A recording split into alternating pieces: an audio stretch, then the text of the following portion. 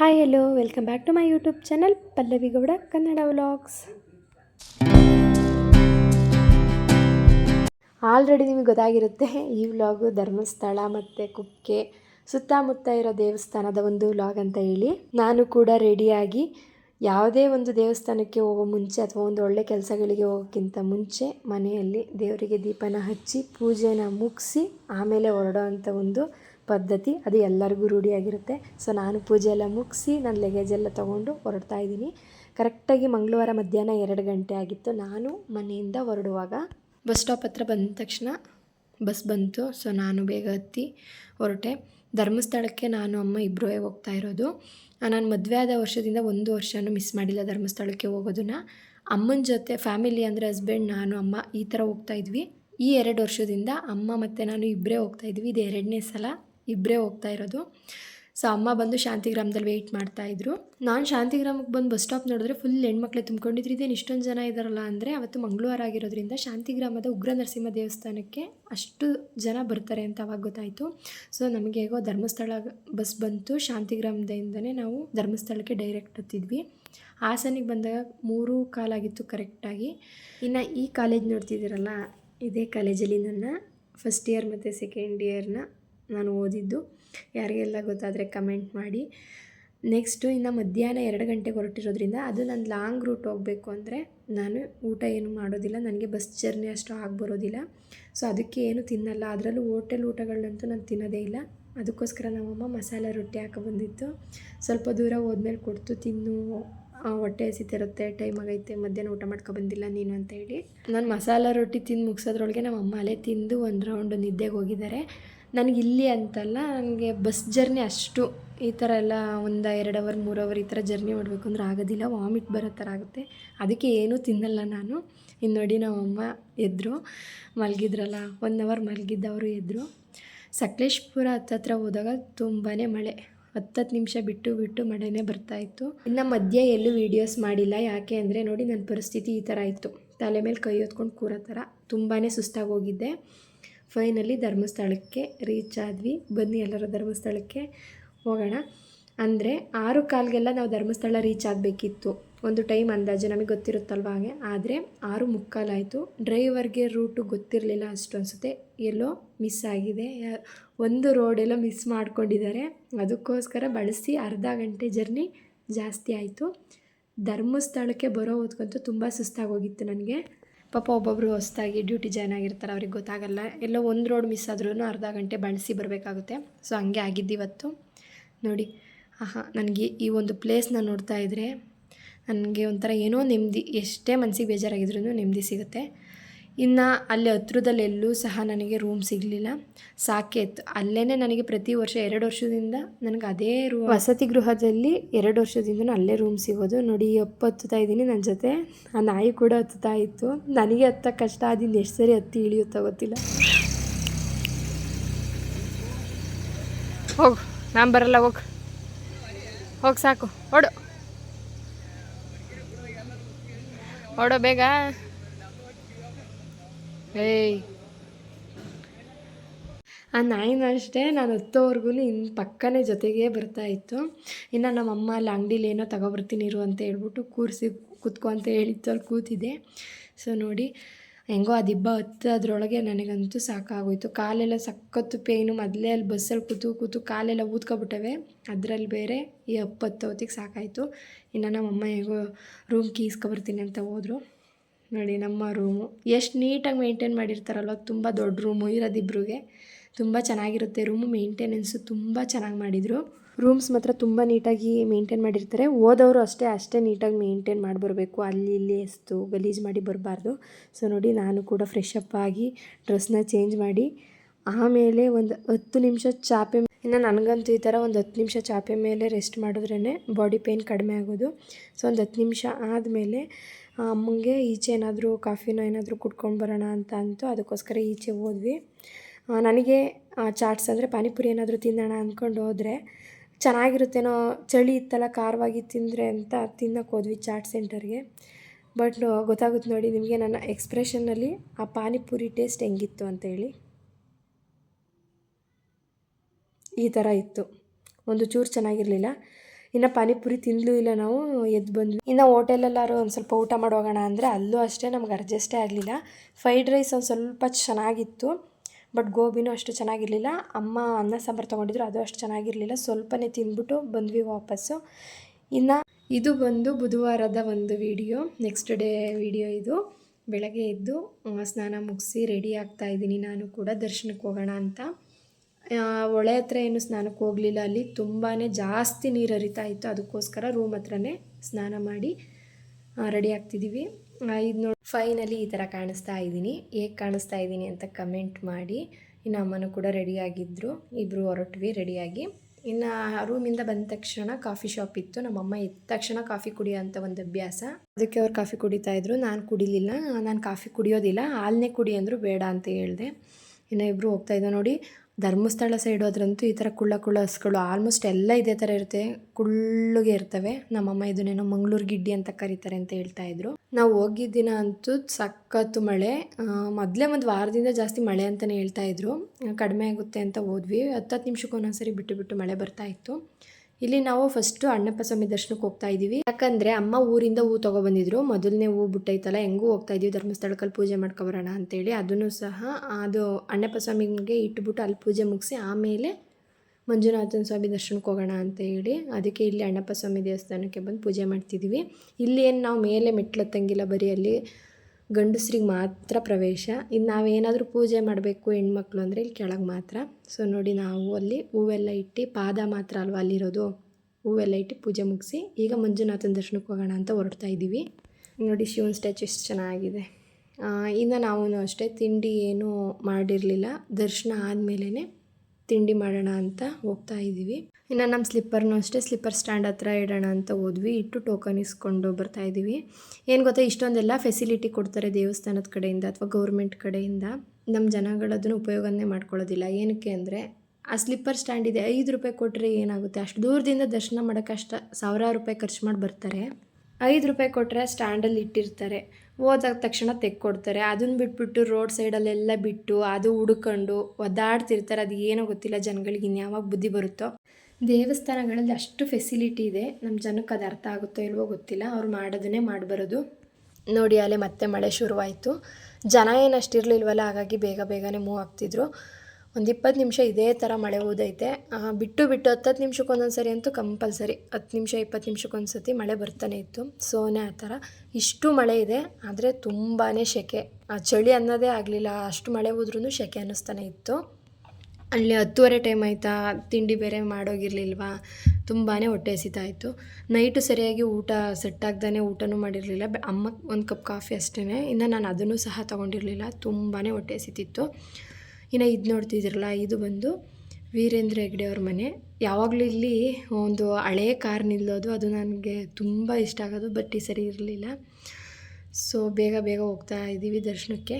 ಮಳೆ ಈಗ ನಿಂತಿದೆ ನೋಡಿ. ನನಗೆ ಧರ್ಮಸ್ಥಳಕ್ಕೆ ಬಂದರೆ ಏನೋ ಒಂದು ಸಮಾಧಾನ. ಅದರಲ್ಲೂ ಪ್ರತಿ ವರ್ಷ ಮಿಸ್ ಮಾಡ್ದಂಗೆ ಧರ್ಮಸ್ಥಳಕ್ಕೆ ಬರ್ತಾಯಿದ್ದೀನಿ. ಅಮ್ಮನ ಜೊತೆ ಇದು 2ನೇ ಸಾರಿ, ಅಂದರೆ ಒಂದು 4-5 ಸತಿ ಹೋಗಿದ್ದೀವಿ. ಅಮ್ಮ ನಾನು ಇಬ್ಬರೇ ಬಂದಿರೋದು, ಇದಕ್ಕೆ 2ನೇ ಸಾರಿ. ಧರ್ಮಸ್ಥಳಕ್ಕೆ ಬಂದೋದ್ರೆ ನನಗೇನೋ ಒಂದು ನೆಮ್ಮದಿ, ಅಷ್ಟು ಒಂದು ಮನಸ್ಸಿಗೆ ಸಮಾಧಾನ ಅನಿಸುತ್ತೆ. ಇನ್ನು ಒಳಗಡೆ ಒಂದು 2 ಕ್ಲಿಪ್ ತೊಗೊಂಡೆ. ದೇವಸ್ಥಾನದ ಒಳಗಡೆ ಕ್ಲಿಯರಾಗಿ ಮೆನ್ಷನ್ ಮಾಡಿರ್ತಾರೆ ಫೋನ್ ಬಳಸಬಾರ್ದು ಅಂತ, ಅದಕ್ಕೋಸ್ಕರ ವೀಡಿಯೋಸ್ ಜಾಸ್ತಿ ಮಾಡಲಿಲ್ಲ ನಾನು. ಜಾಸ್ತಿ ಅನ್ನೋದಕ್ಕಿಂತ ಮಾಡಲೇ ಇಲ್ಲ. ಇನ್ನು ನೋಡಿ, ಪ್ರತಿ ಒಂದೊಂದು ಗೋಡೆ ಮೇಲೂ ಈ ಥರ ಒಂದು ಅರ್ಥಪೂರ್ಣವಾದ ಸಾಲುಗಳು ಬರೆದಿರ್ತಾರೆ. ನೋಡಿಕೊಂಡು ಭಕ್ತಾದಿಗಳು ಮುಂದೆ ಓದ್ಕೊಂಡು ಹೋಗಲಿ ಅಂತ. ತುಂಬ ಚೆನ್ನಾಗಿರುತ್ತೆ, ಅರ್ಥಪೂರ್ಣವಾಗಿರುತ್ತೆ. ಇನ್ನು ದರ್ಶನ ಎಲ್ಲ ಆದಮೇಲೆ ಅಮ್ಮ ನಾನು ಫೋಟೋಸ್ ತೆಗೆಸ್ಕೊಂಡ್ವಿ. ಇನ್ನು ಇದು ನೋಡ್ತಿದ್ದೀರಲ್ಲ, ಇದು ಬಂದು ಬೆಳ್ಳಿ ತೇರಿಂದಿತ್ತು ಫಸ್ಟು. ನಾನು ಹೋದ ವರ್ಷ ಹೋದಾಗ ಬರೀ ಅದು ಬೆಳ್ಳಿ ತೇರಿತ್ತು. ಇವಾಗ ಚಿನ್ನದ ತೇರು ಕೂಡ ಮಾಡಿದ್ದಾರೆ. ಇನ್ನು ತೇರುಗಳನ್ನೂ ನೋಡಿಕೊಂಡು ಬಂದ್ವಿ. ಅದು ಫಸ್ಟು ಸ್ವಲ್ಪ ಕಾಣಿಸ್ತಿತ್ತು, ಇವಾಗ ಚಿನ್ನದ ತೇರು ಮಾಡಿಟ್ಟಿರೋದ್ರಿಂದ ಅದನ್ನು ಸ್ವಲ್ಪ ಕ್ಲೋಸ್ ಮಾಡಿದರೆ ಹೈಟಾಗಿ. ಶ್ರೀ ಮಂಜುನಾಥನ ಚರಿತೆ ಮಧುರ.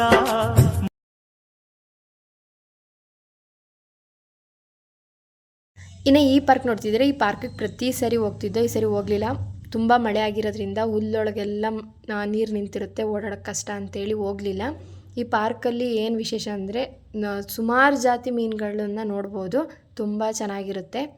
ಇನ್ನು ಈ ಕಲ್ಯಾಣಿ ಏನು ನೋಡ್ತಿದ್ದೀರಾ, ಈ ಕಲ್ಯಾಣಿಯಿಂದನೇ ಪ್ರತಿದಿನ ಮಂಜುನಾಥ ಸ್ವಾಮಿ ದೇವಸ್ಥಾನಕ್ಕೆ ಅಭಿಷೇಕಕ್ಕೆ ನೀರು ಇಲ್ಲಿಂದನೇ ತಗೋತಾರೆ. ಎಷ್ಟು ಚೆನ್ನಾಗಿದೆ ಗೊತ್ತಾ, ನೀರು ತುಂಬ ಚೆನ್ನಾಗಿ ಮೇಂಟೈನ್ ಮಾಡಿದ್ದಾರೆ ಆ ಕಲ್ಯಾಣಿನ. ಈ ಮರ ಅಂದರೆ ಇದು ನೋಡೋಕೆ ಒಂದೇ ಮರ ಥರ ಕಾಣಿಸ್ತಿದೆ. ಇದರಲ್ಲಿ ಬೇವಿನ ಮರದ್ದು ಎಲೆಗಳು ಇದೆ, ಅರಳಿ ಮರದ ಎಲೆಗಳು ಸಹ ಇದೆ. ತಿಂಡಿ ಮಾಡೋಣ ಅಂತ ಹೋಟೆಲಿಗೆ ಬಂದಿದ್ದೀವಿ. ಅಂದರೆ ಹೋಟೆಲ್ ತೃಪ್ತಿ ಇದೆ, ನಮಗೆ ಒಂದು ಸ್ವಲ್ಪ ಪರವಾಗಿಲ್ಲ ಟೇಸ್ಟ್. ಎಲ್ಲ ಹೋಟೆಲ್ಗೆ ಹೋಲಿಸ್ಕೊಂಡ್ರು ಇದು ಬೆಸ್ಟ್ ಅಂತ ಅನ್ನಿಸ್ತು. ಹಿಂದಿನ ದಿವಸ ಈ ಹೋಟೆಲ್ ಬೇಗನೆ ಕ್ಲೋಸ್ ಆಗಿತ್ತು. ನಾವು ಅಲ್ಲಿ ಇಲ್ಲಿ ಓಡಾಡ್ಕೊಂಡು ಹೊತ್ತಿಗೆ ಅದಕ್ಕೋಸ್ಕರ ಆ ಹೋಟೆಲ್ಗೆ ಹೋಗಿದ್ವಿ. ಆ ಹೋಟೆಲಲ್ಲಿ ನನಗೆ ಊಟನೇ ಅಡ್ಜಸ್ಟ್ ಆಗಲಿಲ್ಲ. ನಾನು ಇಡ್ಲಿ ತೊಗೊಂಡೆ, ಅಮ್ಮ ಪಲಾವ್ ತೊಗೊಂಡಿದ್ರು. ಇನ್ನು ಒಂದು ಕಪ್ ಕಾಫಿ ಮತ್ತು ನಾನು ಸ್ವಲ್ಪ ಹಾಲು ತೊಗೊಂಡು ಹೋಗೋಣ ಬಾಹುಬಲಿ ಬೆಟ್ಟ ತಗೋಗೋಣ ಅಂತ ಹೊರಡ್ತಾ ಇದ್ದೀವಿ. 11:30 ಆಗಿತ್ತು. ಇನ್ನು ನಮ್ಮಮ್ಮ ಒಂದು ಕಿಟ್ ಬ್ಯಾಗ್ ಬೇಕು ಚಿಕ್ಕದು ಅಂತೇಳಿ ಅದನ್ನು ಸಹ ತಗೋತಾ ಇದ್ದಾರೆ. ನಾವು ದರ್ಶನ ಮುಗಿಸ್ದಾಗ 11:30 ಆಗಿತ್ತು. ಇನ್ನು ಪ್ರಸಾದ ಏನು ಕೊಡ್ತಾ ಇರಲಿಲ್ಲ. ಅದಕ್ಕೆ ಹೋಟೆಲಲ್ಲಿ ಟಿಫನ್ ಮುಗಿಸಿ ರತ್ನಗಿರಿ ಬೆಟ್ಟ ಒಂದ್ಸರಿ ನೋಡ್ಕೊಬರೋಣ, ಅಷ್ಟೊತ್ತಿಗೆ ಇನ್ನು ಪ್ರಸಾದ ಕೊಡ್ತಿರ್ತಾರೆ ಆವಾಗ ಹೋದ್ರಾಗುತ್ತೆ ಅಂತ ಅಂದ್ಕೊಂಡು ಬಾಹುಬಲಿ ಬೆಟ್ಟಕ್ಕೆ ಹೋಗ್ತಾಯಿದ್ವಿ. ಇದು ಬಾಹುಬಲಿ ಬೆಟ್ಟ ಅಂತಾರೆ ಅಥವಾ ರತ್ನಗಿರಿ ಬೆಟ್ಟ ಅಂತೇಳಿ ಕರೀತಾರೆ. ಮಳೆ ನಿಂತಿದ್ರಿಂದ ಹೋಗೋಕ್ಕೆ ಸಾಧ್ಯ ಆಯಿತು, ಇಲ್ಲ ಅಂದಿದ್ರೆ ಅಲ್ಲಿಗೂ ಸಹ ಹೋಗೋಕ್ಕಾಗ್ತಿರ್ಲಿಲ್ಲ. ಇದು ಬೆಟ್ಟ ಹತ್ತಕ್ಕೆ ನಮ್ಮಮ್ಮ ಸುಸ್ತಾಗಲ್ಲ, ಆದರೆ ನಾನೇ ಸುಸ್ತಾಗ್ತೀನಿ. ನಮ್ಮಮ್ಮ ಈ ಸರಿ ನೋಡೋಣ ಹೆಂಗತ್ತುತ್ತೀಯ ಅಂತ ಹೇಳ್ತಿತ್ತು. ನೋಡಿ, ಹೋದ ತಕ್ಷಣ ಎಂಟ್ರೆನ್ಸಲ್ಲೇ ಒಂದು ಮಂಗ ಎಷ್ಟು ಚೆನ್ನಾಗಿ ಅಳಸನೇನು ತಿಂತ ಕೂತಿತ್ತು ಅಂದರೆ, ಅಷ್ಟು ಚಿಕ್ಕ ಕಲ್ಲಲ್ಲಿ ಅಷ್ಟು ದಪ್ಪ ಅಳಸನೇನು ಇಟ್ಕೊಂಡು ಅದು ಕೂತ್ಕೊಂಡು ಕೆಳಗೆಲ್ಲಿ ಬಿದ್ದೋಗುತ್ತಂತ ಎಷ್ಟು ಚೆನ್ನಾಗಿ ನೋಡ್ಕೊಂಡು ತಿಂತಾಯಿತ್ತು. ಇನ್ಯಾವ ಮಂಗನೂ ಇರಲಿಲ್ಲ, ನಾನೆಲ್ಲೋ ಇದೊಂದೇ ಅಂತ ಅಂದ್ಕೊಂಡು ಹತ್ತುತ್ತಾ ಇದ್ದು.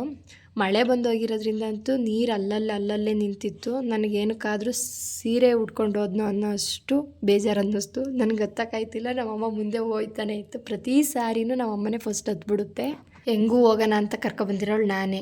ಈಗ ಆಗಲ್ಲ ಅಂದರೆ ಮಕ್ಕೆ ಮಂಗಳಾರತಿಗಳಾಗುತ್ತೆ ಅಂತ ಹೇಳಿ ಹತ್ತು ಬಿಡೋಣ ಅಂತ ಹೇಳಿ ಸಾಹಸ ಮಾಡಿ ನಿಧಾನಕ್ಕೆ ನೀನು ಮುಂದೆ ಹೋಗು ನಾನು ಹಿಂದೆ ಬರ್ತೀನಿ ಅಂತ ಹತ್ಕೊಂಡು ಬಂದೆ.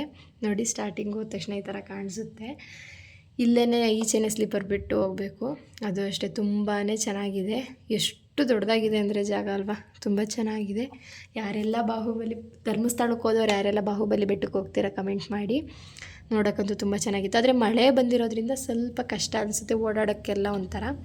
ಇನ್ನು ಮಳೆ ಬಂದು ಹೋಗಿರೋದಕ್ಕೆ ಆ ಕಡೆ ಆ ಗುಡ್ಡ ಆ ಥರ ಎಲ್ಲ ನೋಡಿದ್ರೆ ಈ ಹಿಮ ಬೀಳುತ್ತಲ್ಲ ಆ ಥರ ಕಾಣಿಸ್ತಾ ಇತ್ತು, ಒಳ್ಳೆ ಸ್ನೋ ಬೀಳೋ ಥರ ಕಾಣಿಸ್ತಾ ಇತ್ತು, ಇಲ್ಲ ಹೊಗೆ ಬರುತ್ತಲ್ಲ ಆ ಥರ ಕಾಣಿಸ್ತಾ ಇತ್ತು.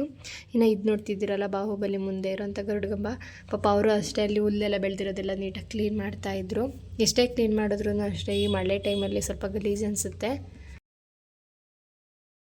ಇನ್ನು ಅಲ್ಲೂ ಕೂಡ ಮೇಂಟೆನೆನ್ಸ್ ತುಂಬಾ ಚೆನ್ನಾಗಿ ಮಾಡಿದ್ದಾರೆ. ಎಲ್ಲೂ ನೋಡಿದ್ರೂ ಹಚ್ಚ ಹಸಿರಾಗೆ ಕಾಣಿಸ್ತಾ ಇತ್ತು.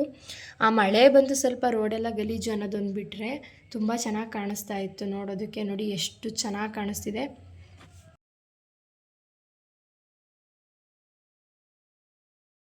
ಇನ್ನು ಅಮ್ಮ ಮತ್ತು ನಾನು ಅಲ್ಲಿ ಕುಂಕುಮ ಇಟ್ಟಿರ್ತಾರೆ ಮತ್ತು ಗಂಧದ ಕಡ್ಡಿ ಇಟ್ಟಿರ್ತಾರಲ್ವ, ಕುಂಕುಮ ಇಟ್ಕೊಂಡು ಪೂಜೆ ಮುಗಿಸಿ ಕೈ ಮುಗಿದು ಒಂದು ರೌಂಡ್ ಪ್ರದಕ್ಷಿಣೆ ಹಾಕಿ ಹೊರಡ್ತಾ ಇದ್ದೀವಿ.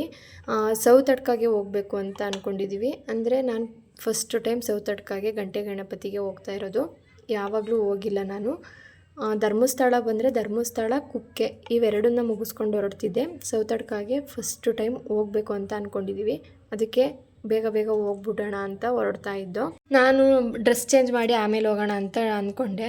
ನೋಡಿದ್ರೆ ನಮ್ಮ ರೂಮ್ ಬಂದು ತುಂಬ ದೂರ ಇದೆ ಬಸ್ ಸ್ಟ್ಯಾಂಡಿಂದ. ಅದಕ್ಕೆ ನಮ್ಮಮ್ಮ ಗಾಡಿ ರೆಡಿ ಆಗಿತ್ತಲ್ವ, ಬಸ್ಸಲ್ಲಿ ಹೋಗ್ಬೋದು, ಸೌತಡ್ಕಾಗೆ ಬಸ್ ಫೆಸಿಲಿಟಿ ಇದೆ, ಆದರೆ ವೆಯ್ಟ್ ಮಾಡಬೇಕು. ಮತ್ತು ಅದು ಬಸ್ಸು ಸ್ಟಾಪ್ ಕೊಟ್ಟಾಗ ಅಲ್ಲಿಂದ ನಾವು 1.5-2 ಕಿಲೋಮೀಟ್ರಷ್ಟು ಮುಂದೆ ನಡ್ಕೊಂಡು ಹೋಗಬೇಕು, ದೇವಸ್ಥಾನದೊಳಗಡೆ ಹೋಗಬೇಕು. ಅಂದರೆ ಅದಕ್ಕೋಸ್ಕರ ಅಷ್ಟೊಂದು ರಿಸ್ಕ್ ಬೇಡ ಅಂದು ಈ ಥರ ವ್ಯಾನ್ಗಳಿರುತ್ತಲ್ಲ, ಇವರು ಸೀಟ್ ಲೆಕ್ಕ ಸೀಟಿಗೆ ಕರ್ಕೊಂಡೋಗಿ ಕರ್ಕೊಬರೋದಕ್ಕೆ 100 ರೂಪಾಯಿ ತೊಗೋತಾರೆ. ಅದಕ್ಕೆ ಎಲ್ಲ ರೆಡಿ ಇದ್ರಲ್ಲ, ಅದಕ್ಕೆ ಹೋಗೋಣ, ಟೈಮ್ ಆಗುತ್ತೆ, ಇಲ್ಲಾಂದರೆ ಮಳೆ ಬೇರೆ ಬರುತ್ತೆ, ನಾವು ಅಲ್ಲೋಗಿ ಮತ್ತೆ ಬರೋದಕ್ಕೆ ಟೈಮ್ ಆಗುತ್ತೆ, ಆಮೇಲೆ ಸೂರ್ಯ ದೇವಸ್ಥಾನಕ್ಕೆ ಹೋಗೋಕ್ಕಾಗಲ್ಲ ಅಂತೇಳಿ ಅಮ್ಮ ನಾನು ಅಲ್ಲೇ ಹೊರಟ್ವಿ. ಧರ್ಮಸ್ಥಳದಿಂದ ಸೌತಡ್ಕಾಗೆ ಬರೋಕ್ಕೆ 25 ನಿಮಿಷ ಟೈಮ್ ತೊಗೊಳುತ್ತೆ. 25 ನಿಮಿಷ ಆಗುತ್ತೆ. ಬಸ್ಸಲ್ಲಾದರೆ ಸ್ವಲ್ಪ ಟೈಮ್ ಆಗ್ಬೋದು, ಒಂದು 30 ನಿಮಿಷ. ವ್ಯಾನಲ್ಲಾದರೆ ಎಲ್ಲೂ ಸ್ಟಾಪ್ ಇಲ್ವಲ್ಲ, 25 ನಿಮಿಷಕ್ಕೆ ಬರ್ತಾರೆ. ಅವರೇ ಕರ್ಕೊಂಡೋಗಿ ಕರ್ಕೊಂಡು ಬರ್ತಾರೆ. ಸೊ ನೋಡಿ, ದೇವಸ್ಥಾನಕ್ಕೆ ಎಂಟ್ರಾದ್ವಿ. ಫಸ್ಟು ಟೈಮ್ ನಾನು ಸೌತಡ್ಕ ಗಣಪತಿಗೆ ನಾನು ಹೋಗಿರೋದು. ಅಮ್ಮ ಒಂದು ಸತಿ ಬಂದಿದ್ದಾರೆ, ಅವ್ರ ಫ್ರೆಂಡ್ ಜೊತೆ ಒಂದು ಟ್ರಿಪ್ ಹೋದಾಗ ಇಲ್ಲಿಗೆ ಬಂದು ಹೋಗಿದ್ದಾರೆ. ನಾನು ಬಂದಿರಲಿಲ್ಲ, ಅದಕ್ಕೆ ಈ ಸರಿ ಈ ಸರಿ ಹೋದಾಗ ಕರ್ಕೊಂಡು ಹೋಗ್ತೀನಿ ಅಂತ ಅಂದಿದ್ರು. ಸೌತಡ್ಕ ಎಲ್ಲ ತುಂಬ ವೀಡಿಯೋಸಲ್ಲಿ ನೋಡಿದ್ದೀನಿ, ತುಂಬ ಪವರ್ಫುಲ್ ಅಂತ. ಅದಕ್ಕೆ ಈ ಸರಿ ಏನಾದರೂ ಆಗಲಿ, ಒಂದು ದಿನ ಲೇಟ್ ಆದರೂ ಪರವಾಗಿಲ್ಲ, ಹೋಗಿ ನೋಡ್ಕೊಂಡು ಬರೋಣ ಅಂತ ಅಂದ್ಕೊಂಡಿದ್ದೆ. ಇನ್ನು ದೇವಸ್ಥಾನದೊಳಗಡೆ ಎಂಟ್ರ್ ಆಗ್ತಿದ್ದಂಗೆ ಏನೋ ಒಂಥರ ಪಾಸಿಟಿವ್ ವೈಬ್, ಅಂದರೆ ಒಂಥರ ಮನಸ್ಸಿಗೆ ನೆಮ್ಮದಿ ಅನ್ನೋದಕ್ಕಿಂತ ಎಷ್ಟು ಶಾಂತವಾಗಿತ್ತು ಅಂತ ಅಂದರೆ, ಎಂಟ್ರ್ ಆಗ್ತಿದ್ದಂಗೆ ಏನೋ ಒಂಥರ ಪಾಸಿಟಿವ್ ವೈಬಲ್ಲಿ ಒಂಥರ ಮನಸ್ಸಿಗೆ ಶಾಂತಿ. ಸುತ್ತಮುತ್ತಲೂ ಅಷ್ಟೇ ಸೈಲೆನ್ಸ್ ಆಗಿತ್ತು, ತುಂಬ ಚೆನ್ನಾಗಿತ್ತು. ನಾವು ಹೋಗಿದಾಗ ಎಲ್ಲ ತೊಳಿತಾ ಇದ್ರು ನೀಟಾಗಿ ವಿಗ್ರಹಗಳನ್ನ. ನಾವು ಹೋಗಿ ಮಂಗಳಾರತಿ ತೊಗೊಂಡು ಕುಂಕುಮ ಇಸ್ಕೊಂಡು ಪ್ರಸಾದ ತೀರ್ಥ ಇಸ್ಕೊಂಡು ಬರೋ ಅಷ್ಟರಲ್ಲಿ ನೋಡಿ ಹೂವಿನ ಅಲಂಕಾರ ಮಾಡಿದರು. ಒಂದು 10 ನಿಮಿಷಕ್ಕೆ ಫುಲ್ ಎಲ್ಲ ಕ್ಲಿಯರಾಗಿ ಅಷ್ಟು ಚೆನ್ನಾಗಿ ಕಾಣೋ ಥರ ಪಟಾಪಟ ಅಂತ ಹೂವಿನ ಅಲಂಕಾರ ಮಾಡಿದರು. ಅದು ಒಬ್ಬರೇ, ಅಂದರೆ ಇನ್ನೊಬ್ಬರು ಸಪೋರ್ಟಿಗೆ ಹೂ ತಂದು ಕೊಡೋದಕ್ಕಿದ್ರು, ಆದರೆ ಒಬ್ಬರೇ ಅಷ್ಟು ಪಟ ಅಂತ ಹೂವಿನ ಅಲಂಕಾರ ಎಲ್ಲ ಮಾಡ್ತಾಯಿದ್ರು. ಇನ್ನು ನಿಮಗೆಲ್ಲ ಗೊತ್ತಿರುತ್ತೆ ಇಲ್ಲಿನ ವಿಶೇಷತೆ ಏನು ಅಂದರೆ, ಅದೇ ಏನಾದರೂ ನಾವು ಅರಸ್ಕೊಂಡು ಬಂದಿರ್ತೀವಿ, ಅದು ಒಳ್ಳೇದಾದರೆ 1 ಗಂಟೆನ ಹೋಗಿ ಅಲ್ಲಿ ಕೊಡ್ತೀವಿ ಅಂತ ಏನಾದರೂ ಅರಸ್ಕೊಂಡ್ರೆ ಅದನ್ನು ಕೊಡಬೇಕು ಅಂತ. ಅದೇ ನೋಡಿ ಹರಕೆ ಗಂಟೆಗಳೇ ಅಷ್ಟು ಸುತ್ತಮುತ್ತ ಕಂಬಿಗೆ ಮತ್ತು ಮೇಲೆಲ್ಲ ಕಟ್ಟಿರೋದು ಬಂದು ಆ ಥರ ಹರಕೆಗಳೇ ಮಾಡಿ ಅದು ನೆರವೇರಿದಾಗ ಎಲ್ಲ ಹರಕೆ ಗಂಟೆಗಳಾಗಿರುತ್ತೆ ನೋಡಿ. ಇನ್ನು ಪ್ರಸಾದ ತೊಗೊಂಡು ಈಚೆ ಕೂತಿರೋಣ. ಮಹಾಮಂಗಳಾರತಿನ ಸ್ವಲ್ಪ ಅಲಂಕಾರ ಇತ್ತಲ್ವ, ಅದನ್ನು ಮುಗಿಸಿ ಮಹಾಮಂಗಳಾರತಿ ಮಾಡ್ತಾರೆ, ಅದನ್ನು ನೋಡ್ಕೊಂಡು ಹೋಗೋಣ ಅಂತ ಅಮ್ಮ ನಾನು ಈಚೆ ಕೂತಿದ್ವಿ. ಆ ಪ್ರಸಾದ ಮಾತ್ರ ತುಂಬಾ ಚೆನ್ನಾಗಿತ್ತು ನೋಡಿ. ಮಹಾಮಂಗಳಾರತಿ ನಡೀತಾ ಇದೆ.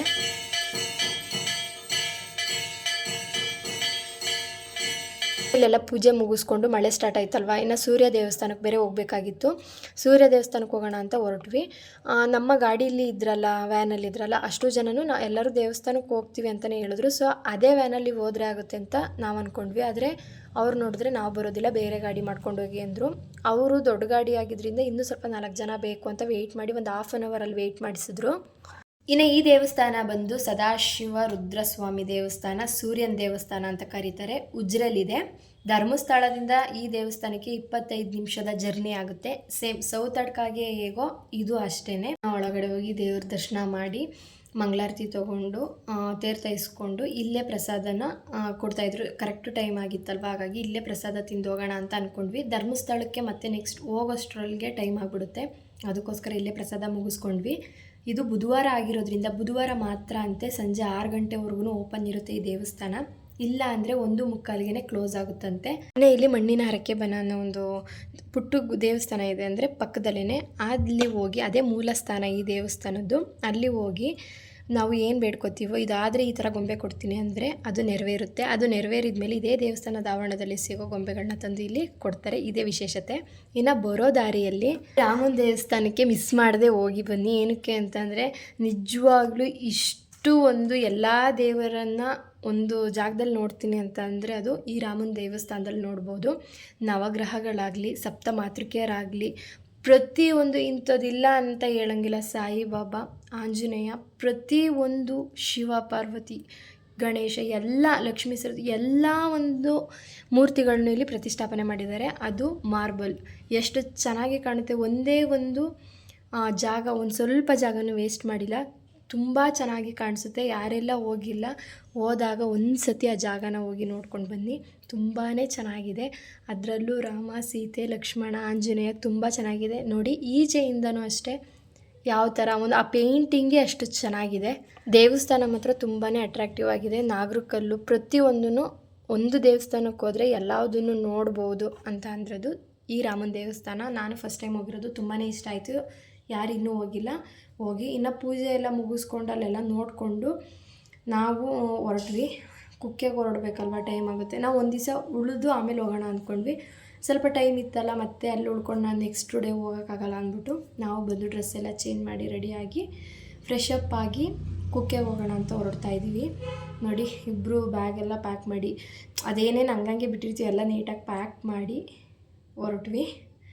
ನೋಡ್ತಾ ಇದ್ದೀರಲ್ವ, ನೀಟಾಗಿ ಇಷ್ಟೇ ಅವ್ರು ಕೊಡುವಾಗ ಯಾವ ಥರ ಕೊಟ್ಟರೆ ಆ ಥರನೇ ನೀಟಾಗಿ ಮೇಂಟೈನ್ ಮಾಡಿ ಹೊರಡ್ತಾ ಇದ್ದೀವಿ. ಇನ್ನು ನಾವು ಡೋರ್ ಕ್ಲೋಸ್ ಮಾಡೋದಕ್ಕಿಂತ ಮುಂಚೆ ಅಲ್ಲಿ ಆಯಾ ಆಂಟಿ ಕೆಲಸದವ್ರು ಇರ್ತಾರಲ್ಲ, ಅವರು ಬಂದು ರೂಮ್ನ ಒಂದು ಸರಿ ಚೆಕ್ ಮಾಡಿ ಎಲ್ಲ ಸರಿಯಾಗಿದೆಯಾ, ಏನಾದರೂ ಬಿಟ್ಟಿದ್ದಾರಾ ಆ ಥರ ಎಲ್ಲ ನೋಡಿ ಆಮೇಲೆ ಅವರು ನಮಗೆ ಕೀ ಕೊಟ್ಬಿಟ್ಟು ಚೆಕ್ಔಟ್ ಮಾಡಿ ಅಂತ ಹೇಳ್ತಾರೆ. ಚೆಕ್ ಆದಮೇಲೆ ನಾವು ಹೊರಟ್ವಿ. ಇನ್ನು ಬಸ್ ಸ್ಟ್ಯಾಂಡ್ ಹತ್ರ ಹೋಗ್ಬೇಕಲ್ವ, ಅದಕ್ಕೋಸ್ಕರ ತುಂಬ ಮತ್ತೆ ಮಳೆ ಸ್ವಲ್ಪ ಬರ್ತಾ ಇತ್ತು. ಇನ್ನು ಅಲ್ಲಿ ಇಲ್ಲಿ ಎಲ್ಲ ಓಡಾಡಿ ಸುಸ್ತಾಗಿರುತ್ತೆ. ಸೊ ಆಟೋದಲ್ಲೇ ಹೋಗೋಣ ಅಂತ ಹೋಗ್ತಾ ಇದ್ದೀವಿ. ನಮ್ಮ ರೂಮಿಂದ ಬಸ್ ಸ್ಟ್ಯಾಂಡು ತುಂಬ ದೂರ ಆಗುತ್ತಲ್ಲ, ಅದಕ್ಕೋಸ್ಕರ ಅತ್ಲಾಗ ಆಟೋದಲ್ಲೇ ನಡ್ಕೊಂಡು ಹೋದರೆ ಟೈಮ್ ಆಗುತ್ತೆ. ಮತ್ತು ಮಳೆ ಬೇರೆ ಬರ್ತಿದೆಯಲ್ಲ ಅಂತ ಅಷ್ಟೇ. ಇನ್ನು ಈ ಬಸ್ಸು ನಾವು ಬಂದ ತಕ್ಷಣ ಇದು ರೆಡಿ ಇತ್ತು, ನೋಡೋಣ ಸೀಟ್ ಇದೆಯಾ ಅಂದರೆ ಇದರಲ್ಲಿ ಸೀಟ್ ಇರಲಿಲ್ಲ. ನಾನು ನೆಕ್ಸ್ಟ್ ಬಸ್ಗೆ ಹೋಗೋಣ, ಸೀಟ್ ಇಲ್ವಲ್ಲ ಅಂತ ವೆಯ್ಟ್ ಮಾಡ್ತಾಯಿದ್ವಿ. ಈ ಬಸ್ ಹೊರಟಾದ್ಮೇಲೆ ಒಂದು 10 ಮಿನಿಟ್ಸ್ ಆದಮೇಲೆ ಒಂದು ಬಸ್ ಬಂತು, ಅದು ಫ್ರೀ ಆಗಿತ್ತು, ಸೀಟು ಇತ್ತು, ಹಾಗಾಗಿ ಹೊರಟ್ವಿ.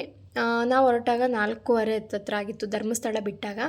ಇನ್ನು 5:15, 5:45 ಅಷ್ಟರೊಳಗೆ ನಾವು ಕುಕ್ಕೆ ತಲುಪ್ತೀವಿ. ದರ್ಶನ ಸಿಕ್ಕಿದ್ರೆ ನೀಟಾಗಿ ದರ್ಶನ ಮಾಡಿ ಇನ್ನು ಊರಿಗೆ ಹೊರಡೋದು ಅಂತ ಅಂದ್ಕೊಂಡ್ವಿ. ಯಾಕೆಂದರೆ ಅಲ್ಲಿ ಮತ್ತೆ ಸ್ಟೇ ಆಗಿ ಬೆಳಗ್ಗೆ ಎದ್ದು ಮತ್ತೆ ರೆಡಿಯಾಗಿ ಹೋಗೋಕ್ಕೆ ಕಷ್ಟ ಆಗುತ್ತೆ ಅಂತ ನೋಡಿ ಕುಕ್ಕೆಗೆ ಬಂದ್ವಿ. ಧರ್ಮಸ್ಥಳದಿಂದ ಕುಕ್ಕೆ ಸುಬ್ರಹ್ಮಣ್ಯ 1-1/4 ಗಂಟೆ ಜರ್ನಿ ಆಗುತ್ತೆ. ಇನ್ನೇನು ಕ್ಲೋಸ್ ಮಾಡಿ 6-6:30 ಹೊತ್ತಿಗೆ ಕ್ಲೋಸ್ ಮಾಡ್ತಾರೇನೋ ಅಂದ್ಬಿಟ್ಟು, ನಮಗೆ ಸರಿಯಾಗಿ ಗೊತ್ತಿಲ್ಲ ಅದು ಯಾವಾಗ ಕ್ಲೋಸಿಂಗ್ ಟೈಮು, ಮತ್ತು 1 ಅವರ್ ಬಿಟ್ಟು ಯಾವಾಗ ಓಪನ್ ಮಾಡ್ತಾರೆ ಅಂತ. ನೋಡೋಣ, ಓಪನ್ ಇದ್ರೆ ತಗ ಬೇಗ ದರ್ಶನ ಮುಗಿಸೋಣ ಅಂತ ಬೇಗ ಹೋಗ್ತಾ ಇದ್ದೀವಿ. ತುಂಬಾ ಮಳೆ, ಗ್ಯಾಪ್ ಕೊಟ್ಟು 10 ನಿಮಿಷಕ್ಕೂ ಸೋನೆ ಥರ ಮಳೆ. ಇನ್ನು ಬುಧವಾರ ಒಂದೇ ದಿನ ಎಲ್ಲ ದೇವರ ದರ್ಶನಗಳನ್ನು ಮಾಡಿದ್ವಿ, ಖುಷಿ ಆಯಿತು. ಬೇಗ ಅಲ್ಲಿ ಸ್ಲಿಪ್ಪರ್ ಎಲ್ಲ ನೋಡಿ, ಇಲ್ಲೂ ಅಷ್ಟೇ ಏನು ಮೇಂಟೈನ್ ಮಾಡಿಲ್ಲ ಅವರು ಜನಗಳು. ಅಲ್ಲಲ್ಲಿ ಆ ಗಲೀಜೊಳಗೆ ಬಿಟ್ಟೋಗೋರಲ್ಲ ಅವ್ರಿನೆಂಥ ಮಹಾನ್ ಭಾವರು ಅಂತ ಹೇಳಿ. ಸದ್ಯ ದೇವಸ್ಥಾನ ಓಪನ್ ಇತ್ತು ನೋಡಿ, ದರ್ಶನ ಕೂಡ ಮುಗಿಸಿ ಈಚೆ ಬಂದ್ವಿ. ನಾವು ಇಲ್ಲಿ ಪ್ರಸಾದ ತೊಗೊಳ್ಳೋದು ಅಂತ ನಾನು ಪ್ರತಿ ವರ್ಷವೂ ಧರ್ಮಸ್ಥಳದಲ್ಲಿ ಮಂಜುನಾಥ ಸ್ವಾಮಿ ಪ್ರಸಾದ ತೊಗೊಂಡೋಗ್ತಾ ಇದ್ದೆ. ಅದಕ್ಕೆ ಈ ಸತಿ ಇಲ್ಲಿ ಕುಕ್ಕೆ ತೊಗೊಂಡೋಗೋಣ ಅಂತ ಅಂದ್ಬಿಟ್ಟು ಪೂಜೆ ಎಲ್ಲ ಮುಗಿಸಿ ದರ್ಶನ ಮಾಡಿ ಬಂದು ಇಲ್ಲಿ ಕೂತಿದ್ವಿ. ಪ್ರಸಾದ ತೊಗೊಂಡು ಒಂದು 10 ನಿಮಿಷ ಕೂತಿದ್ದೋಗೋಣ ಅಂತ ಅಲ್ಲಿ ಕೂತಿದ್ವಿ. ಎಲ್ಲ ದೇವಸ್ಥಾನಗಳಲ್ಲಿ ದರ್ಶನ ಚೆನ್ನಾಗಾಯಿತು. ತುಂಬ ಜನ ಇದ್ದಾಗ ಏನಾಗುತ್ತೆ ಅಂದರೆ ಸ್ಪೀಡಾಗಿ ಹೋಗಿ ಅಂತಾರೆ, ಅಷ್ಟು ನೀಟಾಗಿ ಆಯ್ತಿರ್ಲಿಲ್ಲ. ಇವಾಗ ಜನ ಕಡಿಮೆ ಇರೋದ್ರಿಂದ ತುಂಬ ಚೆನ್ನಾಗಾಯಿತು. ಒಂಥರ ಮನಸ್ಸಿಗೇನೋ ಒಂಥರ ನೆಮ್ಮದಿ. ಈ 2 ದಿವಸ ಚೆನ್ನಾಗೋಯ್ತು. ಇನ್ನು ಅಮ್ಮ ಮಧ್ಯಾಹ್ನ ಅಲ್ಲಿ ಊಟ ಮಾಡಿದ್ದೆ ಅಲ್ವಾ, ಇನ್ನು ಸಂಜೆ ಒಂದು 7 ಗಂಟೆ ಆಯ್ತಲ್ಲ ಅಂತ ಹೇಳಿ ಅಮ್ಮನೂ ಹೋಟೆಲಲ್ಲಿ ದೋಸೆ ತಿಂತಾಯಿದ್ರು. ಇನ್ನು ನಾನು ಏನೂ ತಿನ್ನಲಿಲ್ಲ, ಯಾಕೆ ಮತ್ತೆ ಜರ್ನಿ ಮಾಡಬೇಕಲ್ವ, ಸುಸ್ತಾಗುತ್ತೆ, ನನಗೆ ಊಟ ತಿಂದು ಜರ್ನಿ ಮಾಡೋಕ್ಕಾಗಲ್ಲ ಅಂಥೇಳಿ ನಾನೊಂದು ಬೇಲ್ಪುರಿ, ನನಗೆ ಕುಕ್ಕೆ ಸುಬ್ರಹ್ಮಣ್ಯದಲ್ಲಿ ಮಾಡೋಂಥ ಬೇಲ್ಪುರಿ ತುಂಬ ಇಷ್ಟ, ಸೊ ಅದನ್ನು ತೊಗೊಂಡೆ ಅಷ್ಟೇ. ಅದೊಂದನ್ನು ತಿಂದೆ. ಊಟ ತಿಂದರೆ ನನಗೆ ಅಷ್ಟು ಅಡ್ಜಸ್ಟ್ ಆಗೋಲ್ಲ ಅಂತ ಅಷ್ಟೇ, ಲಾಂಗ್ ಜರ್ನಿ ಅಲ್ವಾ, ಅದಕ್ಕೋಸ್ಕರ. ಇನ್ನು ನಾವು ಕರೆಕ್ಟಾಗಿ 7 ಗಂಟೆ ಕುಕ್ಕೆ ಸುಬ್ರಹ್ಮಣ್ಯದಲ್ಲಿ ಬಸ್ ಕೂತಾಗ ಅದು 7:15ಗೆ ಬಿಡ್ತು. ನಮ್ಮಮ್ಮ ನೋಡಿ ಮುಂದಗಡೆ ಅಜ್ಜಿ ಹತ್ರ ಎಲೆ ಕೊಡಿ ಅಂತ ಹೇಳ್ಬಿಟ್ಟು ಇಸ್ಕೊಂಡು ಹಾಕೋತವ್ರೆ. ಇನ್ನು ನಾವು ಚಂದ್ರಾಯಪಟ್ಟಣ ರೀಚ್ ಆದಾಗ 11 ಗಂಟೆ ರಾತ್ರಿ ಆಗಿತ್ತು. ಬಂದು ಈ 2 ದಿವಸ ಮಾತ್ರ ತುಂಬಾ ಖುಷಿಯಾಯಿತು. ದೇವ್ರ ದರ್ಶನ ತುಂಬ ಚೆನ್ನಾಗಾಯಿತು. ತುಂಬಾ ನೆಮ್ಮದಿ ಅನ್ನೋದು ನನಗೆ ಈ 2 ದಿನದಲ್ಲಿ ಸಿಕ್ತು. ಇನ್ನು ಇದು ಬಂದು ನೆಕ್ಸ್ಟ್ ಡೇ ಕ್ಲಿಪ್ಪು. ದೇವ್ರ ಪ್ರಸಾದ ಎಲ್ಲ ಇಟ್ಟು ದೇವ್ರ ಮನೇಲಿ ಪೂಜೆ ಎಲ್ಲ ಮಾಡಿದೆ.